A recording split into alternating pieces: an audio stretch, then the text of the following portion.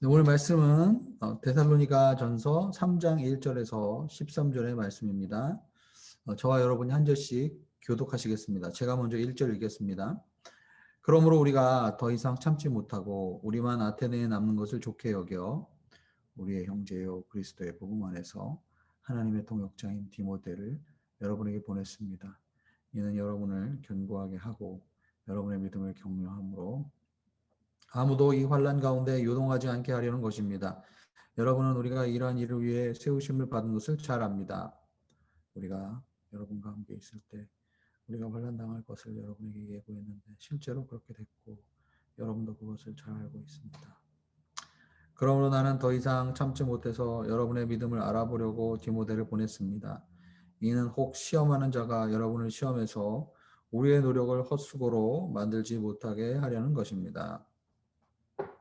그러나 지금은 디모데가 여러분에게서 돌아와 여러분의 믿음과 사랑에 대해 깊은 소식을 우리에게 전하고 또 여러분이 우리에 대해 항상 좋은 기억을 갖고 있고 우리가 여러분을 보고 싶어 하듯이 여러분도 우리를 간절히 보고 싶어 한다는 것을 전했습니다. 그러므로 형제들이여 우리가 모든 궁핍과 환난 가운데 여러분의 믿음으로 인해 위로를 받았습니다. 여러분이 주 안에 굳게 서 있다니 우리가 이제 살 것 같습니다. 우리가 우리 하나님 앞에서 여러분으로 인해 기뻐하는 모든 기쁨에 대하여 우리가 하나님께 여러분에 대해 어떤 감사를 드릴 수 있겠습니까? 우리는 여러분의 얼굴을 보고 여러분의 믿음이 부족한 것을 온전하게 하기 위해 밤낮으로 간절히 기도합니다. 이제 하나님 아버지와 우리 주 예수께서 친히 우리의 길을 여러분에게 바로 인도해 주시고 우리가 여러분을 사랑한 것처럼 주께서 여러분의 서로 간의 모든 사람에 대한 사랑이 넘치게 하시고 풍성하게 하셔서 함께 읽겠습니다. 시작. 우리 주 예수께서 그분의 모든 성도들과 함께 다시 오실 때 하나님 우리 아버지 앞에서 여러분의 마음을 거룩하고 흠이 없이 세우시기를 빕니다. 아멘. 전 세계 그리스도인의 분포를 보면 기독교의 중심축은 더 이상 북미도 아니고 유럽도 아닙니다. 기독교가 가장 부흥하고 있고 또 큰 영향력을 미치는 그 지구촌의 지역들이 어딘가 바로 아프리카와 남미입니다. 그럼 우리는 세계에서 가장 큰 교회가 여의도 순복음교회라고 알고 계신가요? 네, 더 이상 여의도 순복음교회가 아니죠. 네, 나이지리아에 있는 교회가 세계에서 가장 큰 교회입니다. 영국에서 가장 크고 부흥한 교회도 더 이상 영국 사람들이 세운 교회가 아니죠. 네, 아프리카 이민자들에 의해서 세워진 교회가 영국에서 가장 지금 큰 교회가 되었습니다. 어떻게 보면 이런 현상에 대해서 우리는 하나님께 감사할 제목이 있습니다. 복음이 이제 서양을 넘어서서 더 이상 기독교는 서구의 종교라고 할 수 없는 것이죠. 그러나 또한 이렇게 감사할 제목도 있지만 또 굉장히 심각한 문제가 있습니다. 그것은 우리가 기복신앙 혹은 번영신학이라고 불리는 그러한 문제입니다. 사람들이 교회를 나가는 이유가 교회에서 쌀을 준다라고 이제 생각하는 거죠. 우리도 예전에 교회 다닐 때 어렸을 때 교회에서 재밌는 프로그램을 하고 또 교회에서 부활절에 결한도 나눠주고 크리스마스 때 선물도 주고 그래서 이제 교회에 나갔던 그런 기억들이 있지 않습니까? 특히 아프리카와 남미 대륙에서 많은 사람들이 교회에 가고 또 예수를 믿는 이유가 예수님을 믿으면 잘 살고 복받고 건강해지고 물질적으로 풍요로워진다고 사람들이 배우기 때문입니다. 그렇게 복음을 전해 들었던 그러한 경우가 많습니다.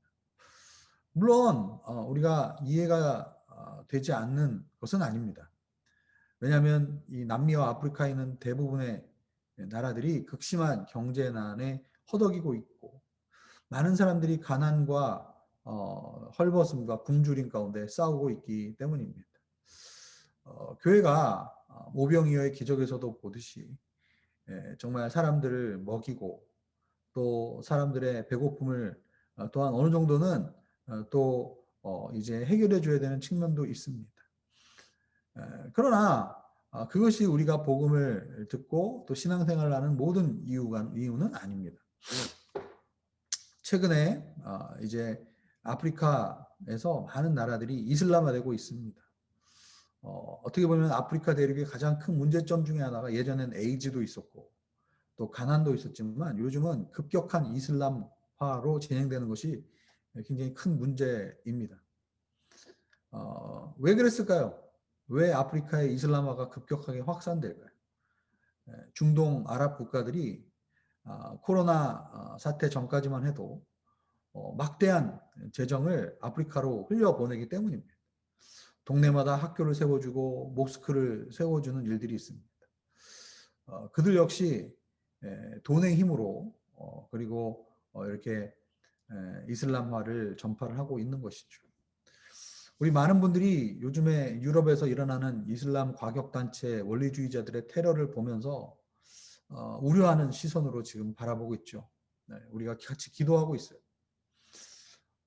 분명 그들의 극단적인 행동으로 많은 사람들을 죽이고 또한 이렇게 과격한 행동을 하는 것은 분명히 잘못된 것입니다.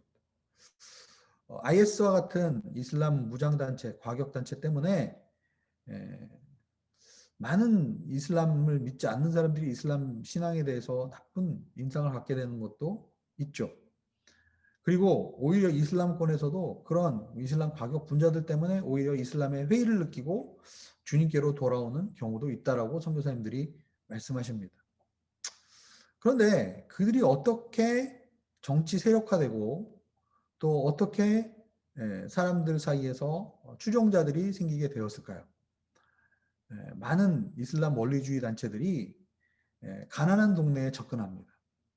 예전에 우리가 한국에서도 우리가 가난할 때 우리가 농화를 했죠. 그리고 또 이제 문맹률이 높은 지역이나 이런 데 가서 야학을 했어요. 야학. 사람들에게 교육을 실시하고 의료 혜택에서 벗어나 있는 자들에게 또 무료로 의료 지원을 해주고 또 식량을 이제 공급하는 그러한 의료, 복지, 교육 활동을 통해서 사람들의 민심을 사는 거예요. 이집트의 무슬림 형제단이 아주 대표적인 예죠.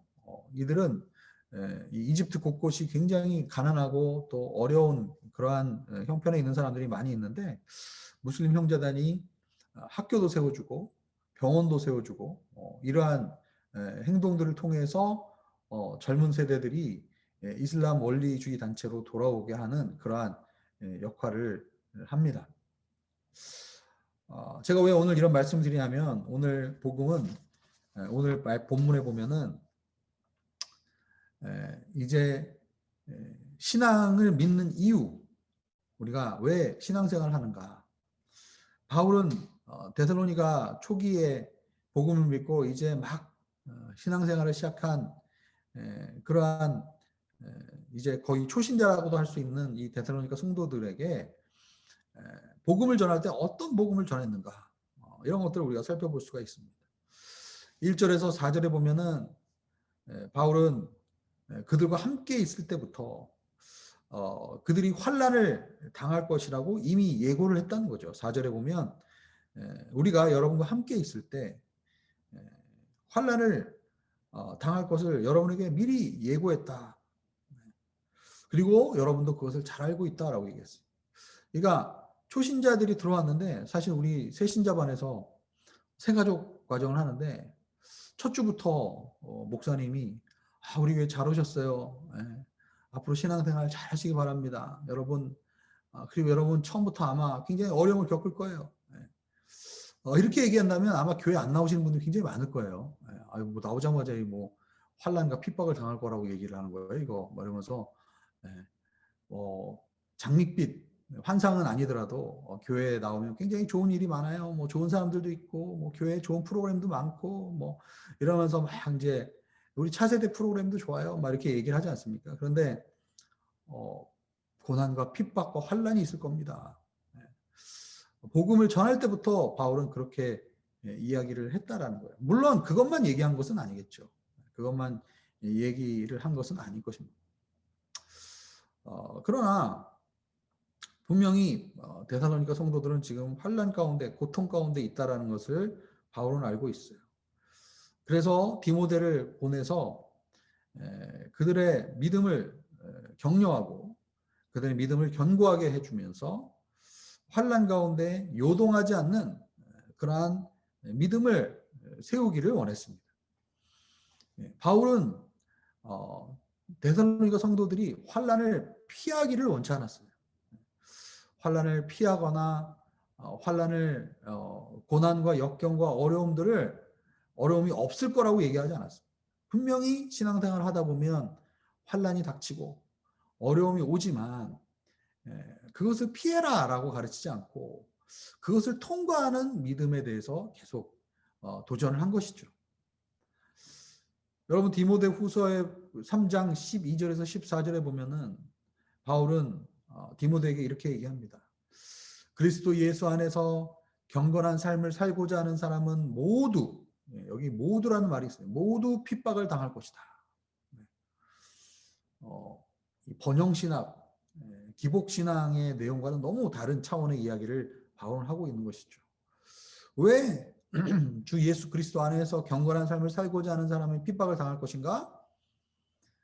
13절과 14절 디모데후서 3장 13절과 14절을 보면 악한 사람들과 속이는 사람들은 더욱 악해져 속이기도 하고 속기도 할 것이다. 그러나 너는 배우고 확신한 일에 거하라. 너는 그것을 누구에게 배웠는지 알고 있다라고 이야기하고 있어요. 디모데후서에 보면 말세에 고통하는 때가 분명히 이르게 될 것이다. 이 말세가 되면 예수님이 가까이 오시는 때가 되면은 분명히 우리에게 나타나는 현상이 있는데 악은 점점 더 악해지고 어두운 세력은 점점 이 세상을 우는 사자와 같이 삼키려고 우리에게 달려든다라는 것입니다. 그리고 그리스도의 복음과 그 빛은 점점 그 어두운 가운데 극명하게 그렇게 드러나고 나타나게 되는 것이죠. 그래서 어떻게 보면 우리가 신앙생활 하면서 분명히 이 세상 속에서 하나님의 사랑으로 하나님의 의로운 그러한 그 행동을 하는 그러한 사람들은 분명히 이 세상의 악과 이 악의 세력에 저항을 받게 되고 그리고 핍박을 당하게 될 것이라. 디모데는 그러한 그 데살로니가 성도들을 어떻게 해주길 원했습니까? 이번 주 우리 내내 디모데가 바울이 어떻게 데살로니가 성도들을 양육했는가?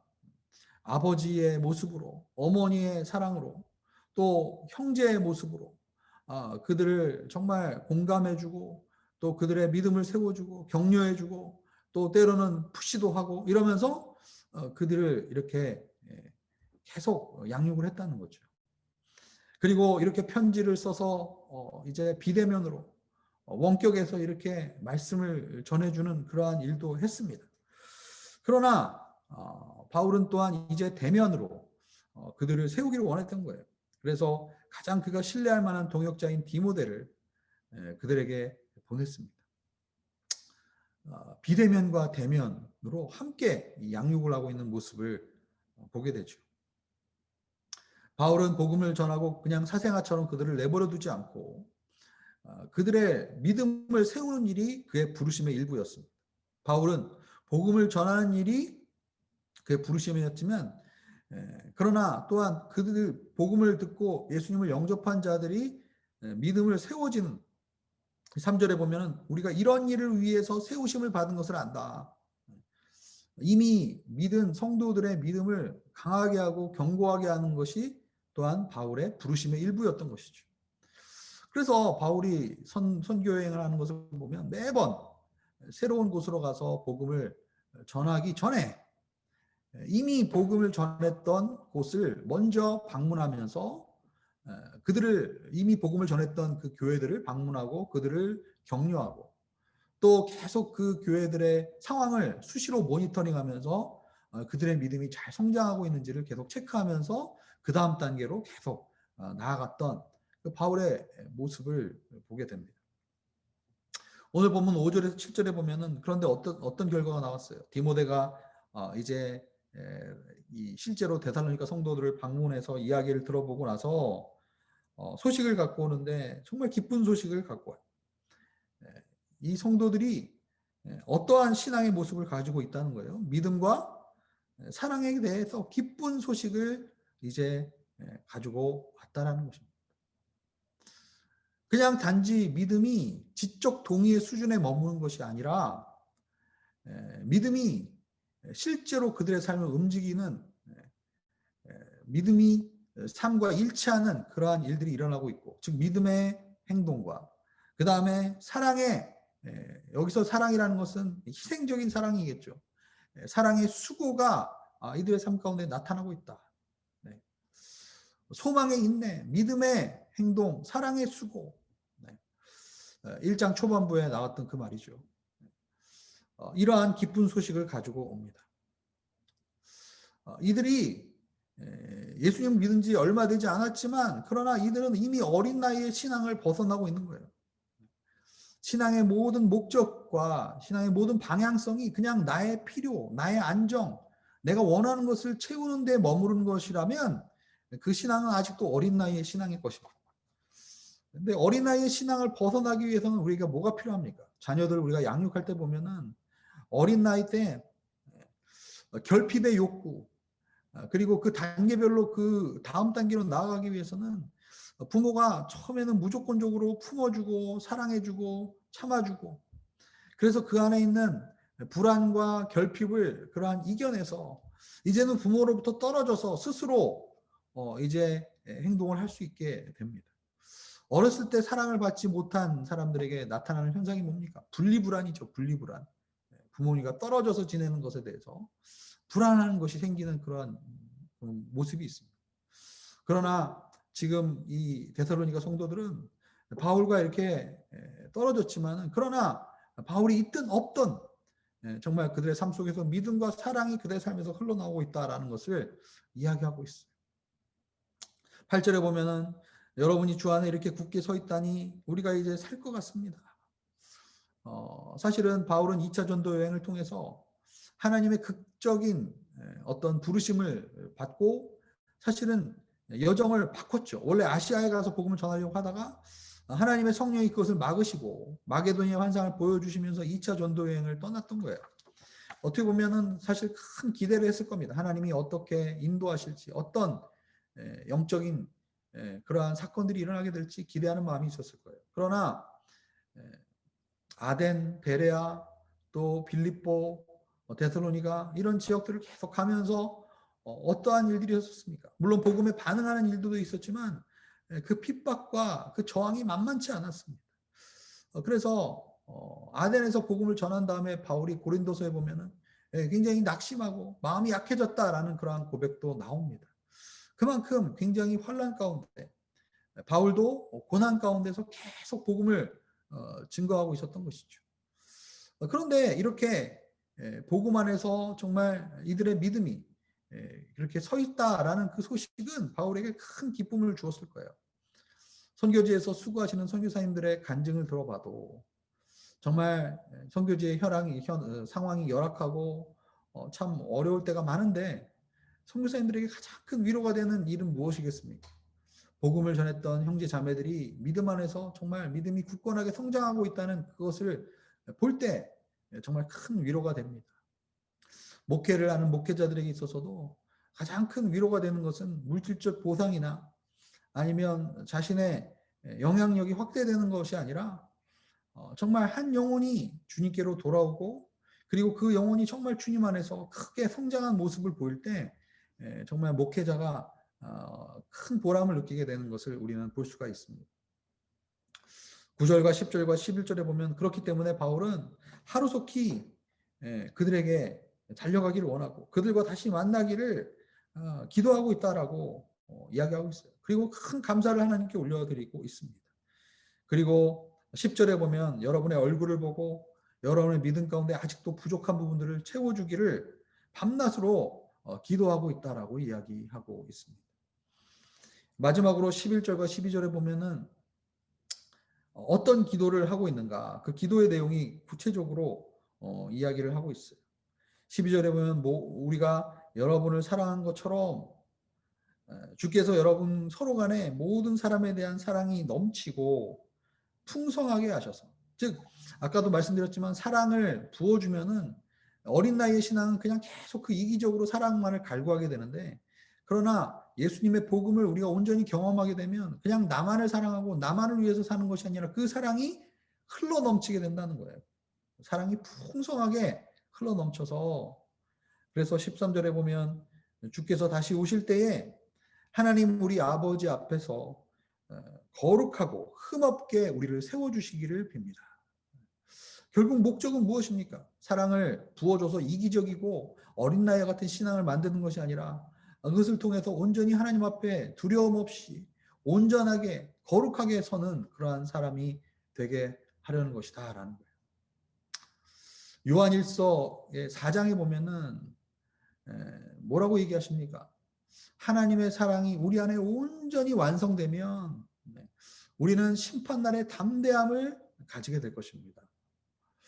왜냐하면 그리스도께서 이 세상에서 사신 것처럼 우리도 이 세상에서 그렇게 행하기 때문입니다. 요한일서 4장 18절에 사랑에는 두려움이 없습니다. 온전한 사랑은 두려움을 내어 쫓습니다. 두려움은 징벌과 관련이 있기 때문입니다. 두려워하는 사람은 아직 사랑 안에서 온전케 되지 못한 사람입니다. 여러분, 온전한 사랑이 두려움을 내어 쫓습니다. 온전한 사랑이 부어질 때 우리의 영혼이 회복되어지고, 그리고 우리가 온전케 주님 앞에 되어지겠습니다.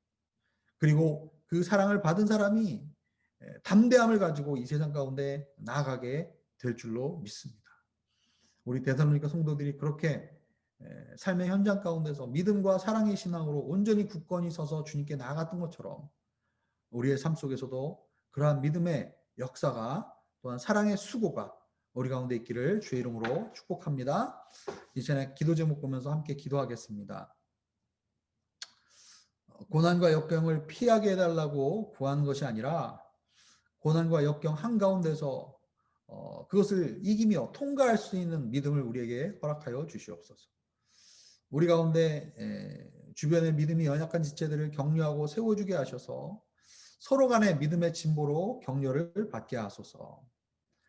세 번째로 하나님의 사랑이 우리 마음에 부음바되어 흠이 없고 거룩한 삶을 살아갈 수 있도록 인도하여 주시옵소서. 우리 이 시간에 합심하여서 함께 오늘 말씀 기억하면서 같이 기도하기를 원합니다. 함께 기도하겠습니다.